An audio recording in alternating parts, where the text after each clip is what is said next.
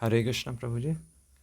तो एक सर्वे के मुताबिक भारत में 82% से ज़्यादा पॉपुलेशन एक समय में स्ट्रेस से पीड़ित है, और इसमें वो पॉपुलेशन है जो कि हमारी प्रोडक्टिव पॉपुलेशन है, जिसमें हमारे युवा भी शामिल हैं।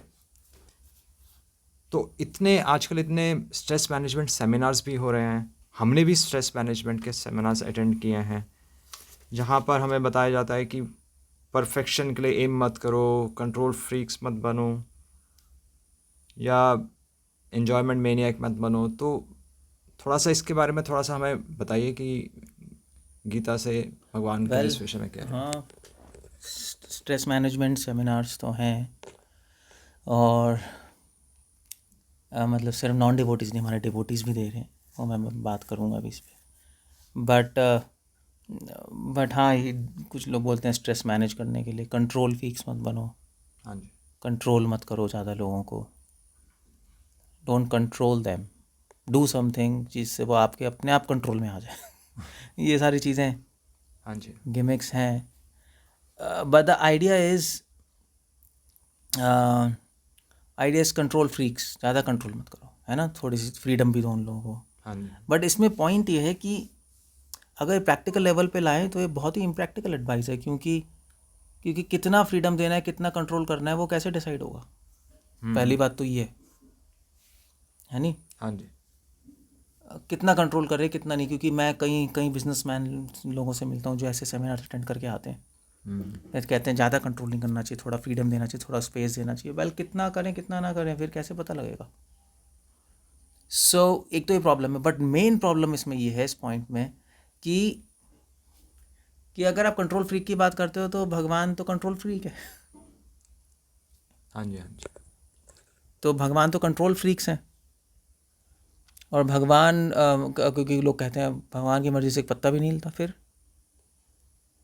तो भगवान है साइको मैनिया कंट्रोल करने वाले सब, अब तो उसमें उन पर चार्ज लग जाएगा। तो ये पॉइंट ही गलत है। स्ट्रेस कंट्रोल करने से नहीं आता, अच्छा। स्ट्रेस तब आता है जब कंट्रोल स्वार्थ के लिए किया जाए, क्योंकि भगवान तो स्ट्रेस नहीं है। भगवान की definition he is always happy, but सब कुछ कंट्रोल में है उनके। मतलब तो आपका कहना है कि भगवान हमारे बेनिफिट के लिए ही हमारा कंट्रोल कर रहे हैं। हाँ, जब हाँ हमारे कल्याण के लिए हमें कंट्रोल करने, जैसे माता पिता अपने बच्चे को कंट्रोल में करके रखते हैं, हाँ जी। हाँ। उसके बेनिफिट के लिए ही करते हैं, है नहीं, या एक अच्छा टीचर अपने स्टूडेंट्स को क्लास में कंट्रोल करके तो कंट्रोल रखेगा, करके रखता है। उनके बेनिफिट के लिए। तो स्टूडेंट्स को तो ऐसे कोई स्ट्रेस नहीं आता, अगर बेसिकली अगर वो अंडरस्टैंड करें कि टीचर हमारा वेलफेयर चाहता है। अगर उनका मेंटालिटी आउट है, वो पहले ही सोच के आ रहे हैं, तो that's a bad thing. So people like control. I mean to say किसी भी कंट्री में जाओ, जैसे अमेरिका और डेवलप्ड कंट्री, वहाँ पे लॉज हैं, पूरा कंट्रोल सिस्टम है, अप्रिशिएट ही करते हैं। हाँ। इंडिया आगे कहते हैं सब कुछ अच्छा। अनकंट्रोल्ड है, राम भरोसे चल रहा है। नहीं, हाँ, ये बात तो है, सही है। सबको अच्छा लगता है, क्यों जाते हैं? क्योंकि उससे पीस बढ़ रहा है, उससे बेनिफिट हो रहा है समाज का। तो जब कंट्रोल कल्याण के लिए किया जाए तो वो अच्छा है, उससे स्ट्रेस नहीं आता, ये पॉइंट है। तो ये तो पॉइंट ही बिल्कुल, जो लोग कहते रहते हैं स्ट्रेस में, बिल्कुल गलत है, कंट्रोल फ्रीक्स बन रहे हैं। ओके, दूसरा पॉइंट क्या कहा था आपने? परफेक्शन के लिए एम मत करो। हाँ, कि परफेक्शन के लिए हिम्मत करो, परफेक्शनिस्ट मत बनो, अदरवाइज स्ट्रेस आएगा। ये भी बिल्कुल गलत है, क्योंकि परफेक्शन तो सभी चाहते हैं। अगर हम परफेक्शन के लिए एम नहीं करें तो काम करने का एंथुसियाज्म ही खत्म हो जाता है। बिल्कुल एंथुसियाज्म भी नहीं आएगा। तो मतलब मैं अपने माइंड में सोच के चलूँगा कि मैं काम को परफेक्टली नहीं करूँगा, मैं काम को 80% करूँगा। ये तो एब्सर्ड है, आप प्रैक्टिकली कैसे कर लोगे? और परफेक्शन पाने का जो नेचर है वो हम सब में है, हम सबको परफेक्ट, हम परफेक्शन को ढूंढ ही रहे हैं, यही भगवत गीता कहती है। भगवान परफेक्ट है नहीं, हाँ जी। हाँ जी। तभी तो हम परफेक्शन को ढूंढ रहे हैं, क्योंकि हमारा मतलब तो थोड़ा फिलोसफिकल पार्ट हो गया। बट एनीवे, पॉइंट ये है कि हम सब परफेक्शन को ढूंढ रहे हैं। तो अब पॉइंट ये बिल्कुल गलत है कि परफेक्शन के लिए एम मत करो, दैट्स नॉनसेंस। परफेक्शन के लिए एम करने से स्ट्रेस नहीं आता। स्ट्रेस तब आता है जब हम परफेक्शन के लिए एम कर रहे हैं, पिछले पॉइंट की तरह, जब अपने सेल्फिशनेस के लिए परफेक्शन के लिए एम कर रहे हैं, तब स्ट्रेस आता है। अदरवाइज अगर हम लोगों के बेनिफिट के लिए, परफेक्शन के लिए हम कर रहे हैं तो स्ट्रेस नहीं आएगा। एक मीडियोकर पर्सन अगर कोई भी क्रिया करेगा तो वो परफेक्शन के लिए एम करेगा, पर अगर वो कर नहीं पाएगा तो स्ट्रेस तो फिर भी आएगा। स्ट्रेस तो फिर भी आएगा। इसीलिए परफेक्शन के लिए एम करना, स्ट्रेस तब आएगा जब आप केवल अपने एफर्ट्स पे रिलाई कर रहे हो। अगर आप परफेक्शन के लिए एम कर रहे हो, और वो हर आदमी करेगा, मगर आपको पता है कि मैं भगवान की ग्रेस पे डिपेंडेंट हूँ, अच्छा। भगवान की कृपा भी इन्वॉल्व है, तब परफेक्शन मिलेगी। मैं अपना पार्ट प्ले करता हूँ, भगवान की कृपा से वो परफेक्शन फलित होगा, तब स्ट्रेस नहीं आएगा तो बिल्कुल। अगर वो क्रिया उसकी फलित नहीं हो रही और सामने वाला उससे बेटर परफॉर्म कर रहा है तो उसे क्या सोचना चाहिए? सामने वाला बेटर परफॉर्म कर रहा है तो of course I mean to say, तो क्या मतलब उसको स्ट्रेस आएगा उसको देखकर? तो मतलब उसको ये समझना चाहिए कि भगवान की कृपा भी ऑफ कोर्स मैंने वो तभी तो स्ट्रेस आएगा अगर वो कहेगा सिर्फ मेरे एफर्ट से चल रहा हूँ, वो अपने एफर्ट से चल रहा है, वो मुझसे आगे बढ़ रहा है तो मुझे और एफर्ट्स लगाने चाहिए। अगर नहीं कर पा रहा तो स्ट्रेस आएगा। अगर ये कंपोनेंट है कि भगवान की कृपा से ही एफर्ट्स फलित होते हैं, या और हमारे कर्मों से, ये भी बहुत इंपॉर्टेंट है। डेस्टिनी, हाँ जी, हाँ जी, डेस्टिनी एंड मर्सी। तो ठीक है, मैंने एफर्ट्स लगाए, मेरी डेस्टिनी में नहीं था, और उसके एफर्ट्स लगाए, सेम एफर्ट्स लगाए, उससे कम लगाया हूँ, उसकी डेस्टिनी में था, तो हमें नहीं आएगा। हमें और डेस्टिनी कौन कंट्रोल कर रहा है? गॉड कंट्रोल कर रहे हैं। हाँ जी। तो गॉड पिक्चर में होने चाहिए, अदरवाइज तो स्ट्रेस आएगा परफेक्शन के लिए हम करते रहोगे तो। यानी कि यहाँ पर आप इससे ये पॉइंट काट रहे हैं कि जो सेमिनार्स करते हैं कि यू कैन विन, तो वो बिल्कुल गलत है। हाँ, बिल्कुल गलत है, नॉनसेंस है। यू कैन विन क्या? कितने, हाउ मेनी पीपल विन? तो अगर मान लीजिए 5 लोग खेल रहे हैं गेम में तो एक ही जीतेगा। Everybody can win, come on, this is absurd. और एक डिवोटी के जीवन में विन की परिभाषा क्या है? डिवोटी की बात तो चलो बाद में करेंगे, क्योंकि हाँ, मतलब एक आम आदमी के लिए भी उसे, क्योंकि हर कोई तो आगे बढ़ना चाहता ही है, तो आगे बढ़ने की या सक्सेस की परिभाषा क्या रहेगी? सक्सेस के बारे में भी लोग सेमिनार्स देते हैं और बिल्कुल एब्सर्ड सजेशंस हैं। सक्सेस प्राप्त करने के लिए लोग चलते रहते हैं और लोगों को स्ट्रेस आता है उसमें। मगर डेफिनेटली हमें सक्सेस तो चाहिए ही चाहिए, वरना काम क्यों करेंगे? हाँ जी, वो इसी से लिंक्ड है। हाँ जी। सक्सेस करेंगे, वो एफर्ट्स लगाए, मगर ये सोचे उसमें और भी फैक्टर्स हैं इन्वॉल्व, सिर्फ मेरे एफर्ट्स नहीं है। तो इसलिए गीता में श्लोक आता है, अधिष्ठानम तथा कर्ता कारणम च पृथक विदम विविधेश च पृथक चेष्टा दैवम पंचमम उच्यते। तो उसमें मेरी डेस्टिनी भी है इन्वॉल्व, लॉज ऑफ कर्मा है, और प्लस भगवान की ग्रेस भी इन्वॉल्व है उन एफर्ट्स को सक्सेस तक ले जाने के लिए, तब स्ट्रेस नहीं आएगा। ठीक है। हाँ जी। और तो इन्जॉयमेंट मेनियक्स के लिए भी कहते हैं कि कुछ लोग इन्जॉयमेंट मेनियक्स होते हैं, इसलिए उन्हें स्ट्रेस आता है। वेल, ये तीनों रीज़न जो हैं मैंने भी सुना कई बार, और हमारे डिवोटीज़ भी स्ट्रेस मैनेजमेंट क्लास में ये पॉइंट्स बोलते हैं। हाँ जी। मतलब वो भी स्ट्रेस मैनेजमेंट बोल रहे हैं, आई डोंट नो वो क्यों बोल रहे हैं डिवोटीज़, जबकि गीता में क्लियर है कि बिना भगवान को जाने स्ट्रेस फ्री हो ही नहीं सकते। हाँ जी।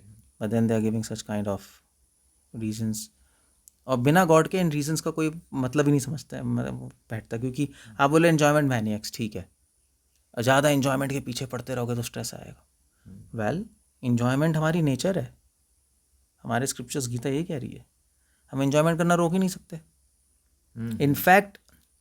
इनफैक्ट आनंदमयो अभ्यासात, ये शास्त्र कह रहे हैं, ये वैदिक स्क्रिप्चर्स कह रहे हैं, हाँ जी। हमारा हर सेकंड एन्जॉयमेंट को सीख कर रहा है, उसी के लिए तो जी रहे हैं हम। बिल्कुल।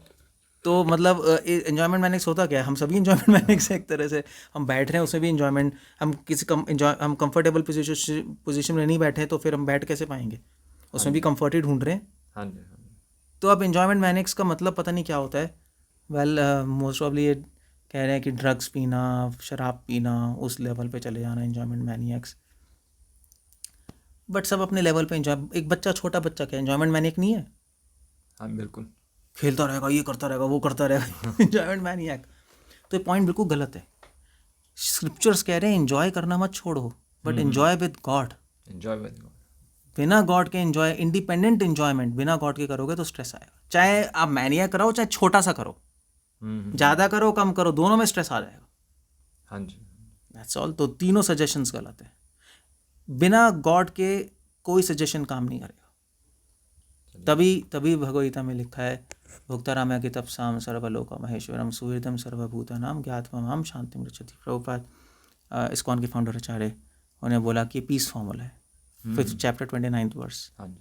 जब भोक्तारामय तपसाम, जब भगवान को जान लोगे, उनसे कनेक्ट हो जाओगे, भोक्ताराम यज्ञ तपसाम मीन्स कनेक्शन हो जाएगा जब गॉड के साथ। सर्वलोका महेश्वरम, आप समझ लोगे कि ही इज सुप्रीम ऑलमाइटी। सुहृदम सर्वभूतानाम, हमारे वेलफेयर करते हैं, हमारे बेनिफिट के लिए सोच रहे हैं। क्या तमाम शांति मिलती, तब शांति मिलेगी, तब स्ट्रेस खत्म होगा, अदरवाइज खत्म ही नहीं होगा। चलिए, ये तो बहुत अच्छा आपने क्लियरली समझा दिया। एक और पहलू था कि काफ़ी डिवोटीज़ ये बोलते हैं, जो गीता से ही डिवोटीज़ बोलते हैं कि कर्म करो, अपना कर्म करते जाओ और फल की चिंता ना करो तो स्ट्रेस नहीं आएगा।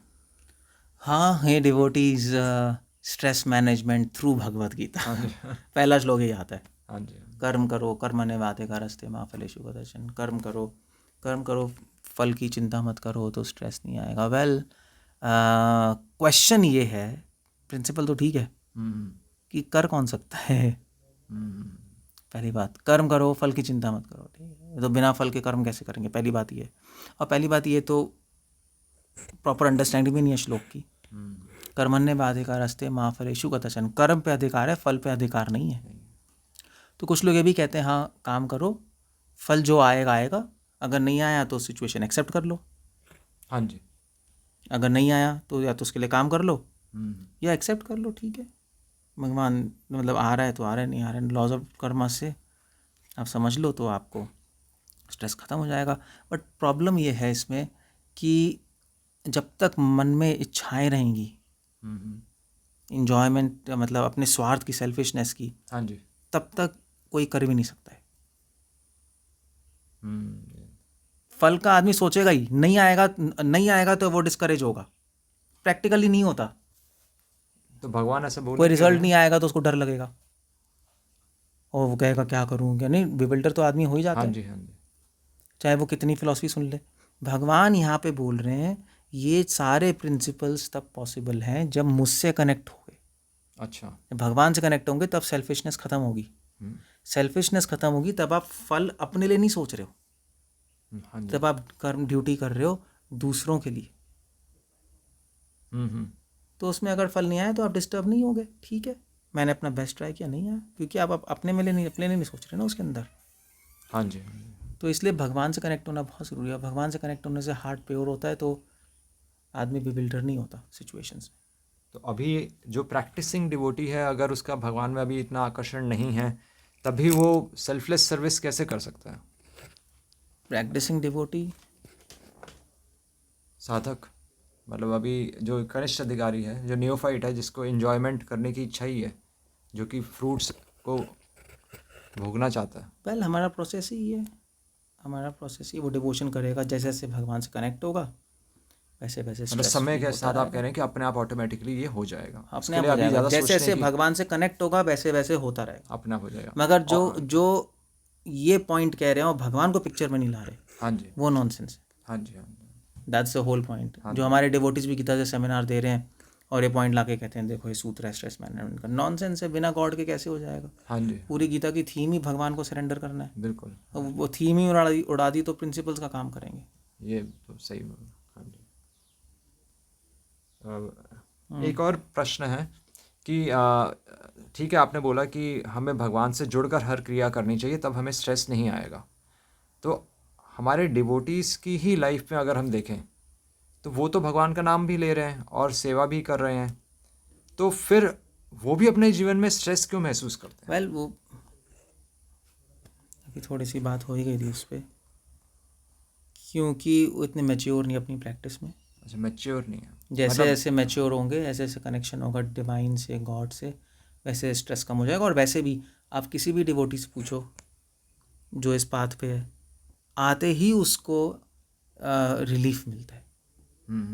जैसी अब किसी भी डिवोटी सब कहते हैं हाँ हमें अच्छा लगा। अब नॉन डिवोटी से, जो डिवोटीज़ नहीं है, जो कीर्तन अटेंड करते हैं, कहते हैं अरे यार बहुत अच्छा लगा, हाँ जी, पीस मिला है। जब वो जो डिवोटी है उसका तो होगा ही होगा स्ट्रेस रिलीफ शुरू से ही, जैसे ही भगवान से कनेक्ट होगा, भगवान का नाम लेगा।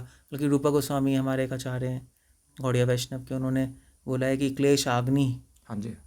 कि डिवोशन स्टार्ट करते ही, चाहे आप मैच्योर हो चाहे नहीं हो, इमीडिएटली स्ट्रेस रिलीफ मिलेगा। क्योंकि भगवान से कनेक्ट होते ही भगवान आपको आपके हार्ट को पीसफुल कर देंगे। हाँ जी। That's all. Thank you very much. आपने बहुत स्पष्ट तरीके से बिल्कुल क्लियर कर दिया कि चाहे हम डिवोशन कर रहे हों, चाहे हम अभी डिवोशन में अभी हमारी शुरुआत ही हुई हो, तब भी अगर हम सही से सिंसियरली डिवोशन करते रहें तो हमें स्ट्रेस कभी नहीं आएगा। एक्चुअली यही मैसेज देना चाहिए। हमारे डिवोटीज क्या मैसेज दे रहे हैं गीता में कर्म करो, फल की चिंता मत करो, ये कर लो, और उसके बाद कंट्रोल फ्रीक्स मत बनो, मतलब और भगवान को उड़ा दिया। ये क्या मैसेज है? हाँ जी, ये तो चीटिंग है ये। बिल्कुल। और उसके बिना कोई सब जुगाड़ ही कहते हैं, नहीं कुछ काम नहीं करता ये सब कुछ। हाँ जी, चीटिंग कर रहे हैं वो। सिंपल सा मैसेज है, दैट्स ऑल। बस प्रॉब्लम ये है कि उनको कन्विंस करना पड़ेगा कि गॉड से कनेक्ट होना है। वो एक अलग प्रॉब्लम है। अब डिवोटीज़ हैं तो उनको तो इसमें पूरी लाइफ ही डेडिकेटेड है, तो उसमें क्या प्रॉब्लम होनी चाहिए? उनका काम ही है हमारा कि हम लोगों को भगवान के पास लाएं। हाँ जी, दैट्स ऑल। मैसेज क्लियर है। Thank you very much. Hare Krishna. तो वो मेडिसिन और हाँ हाँ, अच्छा। आई हाँ थिंक हम लोग डिस्कस कर रहे थे पहले। हाँ हाँ, तो आप कुछ कह रहे थे मुझसे उसके बारे में।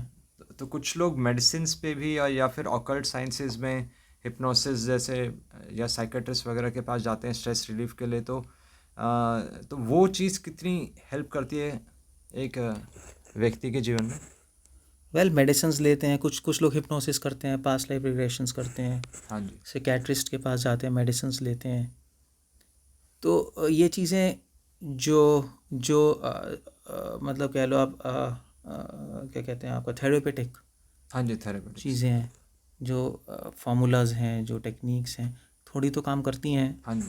ऐसी बात नहीं है, स्ट्रेस रिलीफ तो होता ही है, हम्म। बट ये परमानेंट मेथड नहीं है। अच्छा। फिर से सिचुएशंस बनेंगी, फिर से आ जाएगा, तो परमानेंट मेथड नहीं है। और ऑफ कोर्स मैं नहीं कह रहा कि जो जिसको साइकेट्रिक प्रॉब्लम है, जिसको डिप्रेशन है, जिसको स्ट्रेस है, वो मेडिसिन ना ले, क्योंकि कई केसेस में इतना एक्यूट होता है, वो फिर आउट ऑफ कंट्रोल हो जाता हाँ है जी, जो व्यक्ति, तो वो मेडिसिन लेता रहे, बट उसको समझना चाहिए कि वो अल्टीमेट सॉल्यूशन नहीं है। अल्टीमेट सॉल्यूशन भगवान से कनेक्ट ही होना है, क्योंकि फिर से स्ट्रेस सिचुएशंस होंगी, फिर से स्ट्रेस आ जाएगा।